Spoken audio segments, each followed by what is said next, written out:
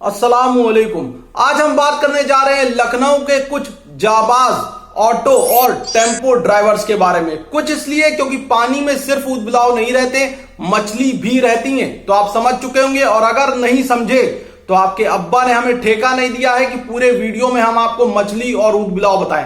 तो मछली और ऊदबिलाव में नहीं करेंगे समय को बर्बाद, करते अपनी बात का आगाज। तो आप एक पढ़े लिखे इंसान हैं, अच्छा लगा ना सुन के, क्योंकि जाहिल बोलते तो जाहिल। तो आप पढ़े लिखे इंसान हैं, आप जाते हैं ऑफिस, लेकिन आपके पास अपनी खुद की कोई सवारी नहीं है, तो ऑफिस आप जाएंगे कैसे? उबर से, ओला से इतनी सैलरी मिलती है। एक दिन चलो चले भी गए, अगले दिन अगर गए ना तो साथ में कटोरा लेके जाना ताकि किराया बटोरते हुए जाओ। तो खैर आप ये नहीं करना चाहेंगे, तो अब आप कैसे जाएंगे? ई रिक्शे से। अकेले गए तो वो भी भारी पड़ेगा, और कहीं हजरतगंज कैंट होकर चले गए ई रिक्शे से तो ई रिक्शे से ही टांग दिए जाएंगे, क्योंकि वहां ई रिक्शा नहीं चलता है। तो फिर कैसे जाएंगे? ऑटो से। ऑटो वालों की अपनी एक अलग नवाबियत है, वो हम आगे बताएंगे। पहले ऑफिस तो पहुंच जाएं, क्योंकि अगर ऑफिस नहीं पहुंचे ना तो बाद में अगर पहुंचे तो बॉस सीधा एक ठेला पकड़ा देगा, क्योंकि सवारी तो आपके पास है ही नहीं, और ठेला लेकर के वहां से लौटना कबाड़ इकट्ठा करते हुए। अब हमने आपको कबाड़ी वाला कह दिया तो इसका यह मतलब नहीं है कि आपकी हमने बेइज्जती की है। कभी कायदे से देख लेना, एक कबाड़ी वाला आपसे ज्यादा कमाता है और कम गुलामी करता है। उसके अगर एक खांसी भी आ गई तो उसका मन करेगा तो जाएगा, नहीं करेगा तो नहीं जाएगा।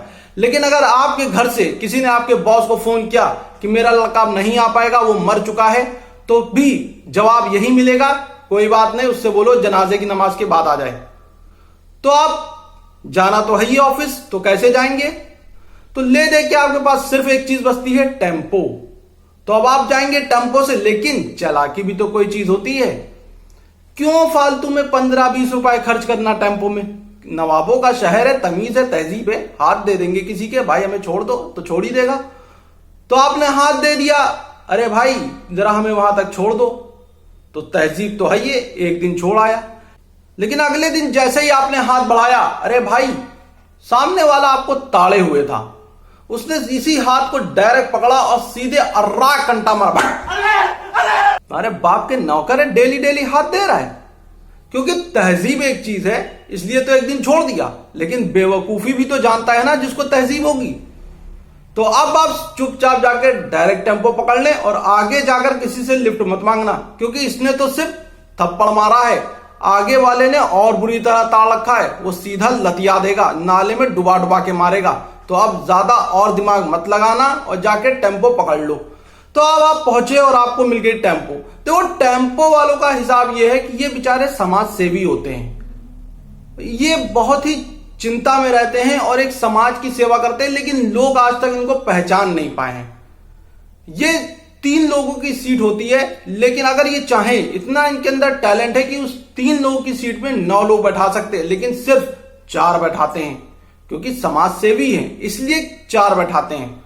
और अगर आगे आप बैठ गए तो आगे 2 लोगों की जगह है, लेकिन अगर ये चाहें तो 2 हाथ में यहां, 2 हाथ में इधर, एक इधर 6 और 2 इधर 10 लोग बैठा सकते हैं। लेकिन फिर भी आगे भी ये सिर्फ 4 बैठाते, भेदभाव नहीं करते, पीछे भी 4 आगे भी 4, सीट बड़ी हो छोटी हो उससे मतलब नहीं है। और ये इतने ज्यादा दयालु होते हैं, जरा आप सोचिए, आपकी अपनी कार है, क्या अपनी कार पे ऐसे बैठकर हल्के से भी इधर बैठेंगे? नहीं बैठेंगे। लेकिन ये बेचारे जब भी बैठते हैं तो स्टीयरिंग कहीं भी हो, ये इस तरह से बैठते हैं, स्टीयरिंग इधर है, ये एक साइड पे, अपना एक बम्प इनका इधर से यूं निकल जाता है और स्टीयरिंग इधर होती है।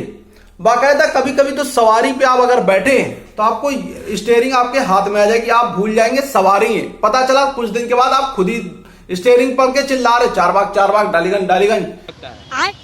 पता चला ये जो ड्राइवर है वो खुद आपको पैसा देके जा रहा है, भाई ये लो, यहां से बैठे थे, ये लो मेरा इतना हुआ, अब हम जा रहे हैं, और आप सवारी ढो रहे हैं जबकि आप खुद सवारी थे। और यही नहीं, पूरा देश चिंता में, अरे यार आबादी बढ़ रही है, और सिर्फ यही वो शख्सियत है जो आबादी घटा सकते हैं, क्योंकि तुमको ये बैठाते हैं और जो गियर होता है टेम्पो का अपना, तो ये साइड में रहते ही है, बाकायदा तुमको स्टीयरिंग पर लाने के लिए एक टांग तुम्हारी गियर इधर, एक इधर और गियर बीच में। अब सोचो ये इधर बैठा हुआ बंदा है, यानी कि ये मान लो कि हम ड्राइवर हैं, एक इधर पे है और तुम्हारी टांगे ये है गियर यहां पर, तुम्हारी एक टांग इधर है एक इधर। और ये सीधा जोर से मारा, लो अब बढ़ाओ आबादी। तो इस तरह से ये आबादी भी घटा रहे हैं। ये बेहद ही समाज सेवी लोग हैं, लेकिन लोग इनको पहचान नहीं पाए हैं। ये तो बात तब हुई जब तुम आगे बैठे। अगर आप सोचिए, अब आप पीछे बैठ गए, आपको आगे जगह नहीं मिली, तो पीछे बैठे थे क्योंकि पीछे 3 थे, समाज सेवी है तो 4 बैठाया। 9 बैठा सकते हैं लेकिन सिर्फ 4 बैठाते हैं, वो भी आपके लिए, ताकि रास्ते में भटकते मत रहना, वैसे भी लपड़ियाए गए हो आगे, तो बैठा दिए गया। अब तुम 4 बैठे थे तो तुमको अब रुकना है आगे, क्योंकि इनका जहां पर स्टॉप है उससे पहले तुम्हारी मंजिल आ गई। अब रुकना है तो तुम इनको कैसे रोकने के लिए इनकी छत पर हाथ देना पड़ता है ऐसे करके।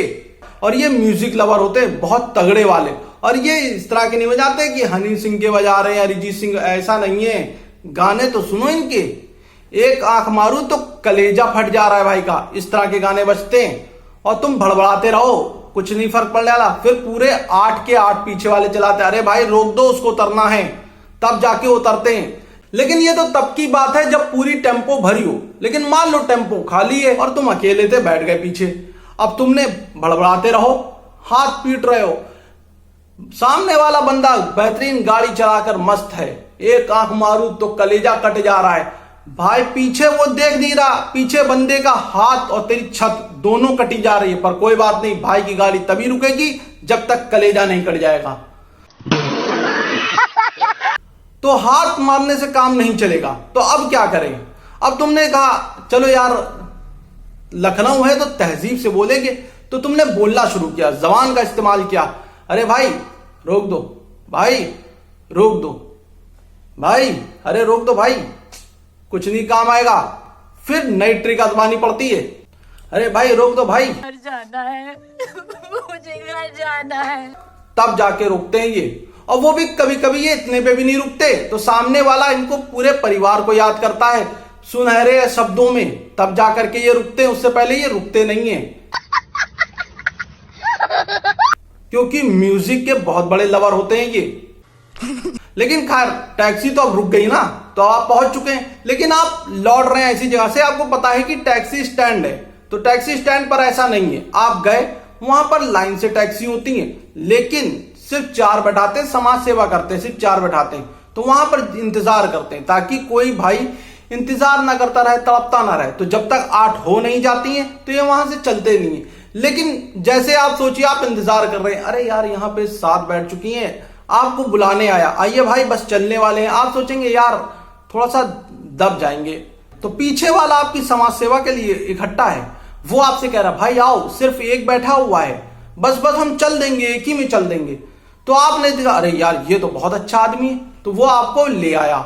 लेकिन फिर जो बैठा था वो चला गया, और आप देखेंगे वो खुद सवारी आओ भाई, क्योंकि अब जो वो एक बंदा था वो अब आप हैं, क्योंकि वो जो एक था अब वो सवारी ढूंढने गया है, क्योंकि उसने आपको भीड़ से बचाया। 8 की जगह पे अब आप अकेले हैं। लेकिन चलेगा तो वही ना जब उसके 8 हो जाएंगे, क्योंकि उसको और भी तो 7 लोग को बचाना है, जैसे उसने आपको बचाया है। तो चलेगा वो तभी जब तक उसके 8 हो नहीं जाएंगे।